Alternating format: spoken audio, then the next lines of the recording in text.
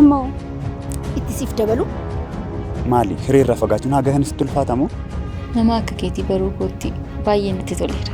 Natti himtee tabar. Ammatti isaaf wanti sitti dhaga'amaa jiru miira jaalalaa osoo hin taane miira gaddaati. Maaliif baga gammaddee naan jettu? Akkanan jedhu si dhukkubamuufi.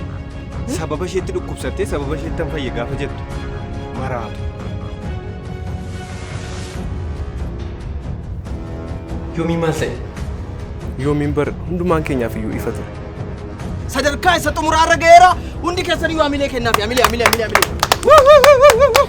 gammee maal taate isa sana mootii isaa nyaatte tabar Kottuu nyaadhuuf ka.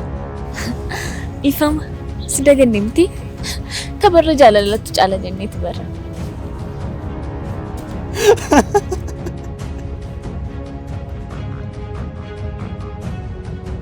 amma iyyuu jeqeen bananne moo shira giiftiitti jettee taa'aa jirti. Ashishi maali? Waan kana dhugaa jettu moo? Akka odeeffannoon nu ga'eetti barataan ashishii baatee daree kanatti argame isaaf wayyoo.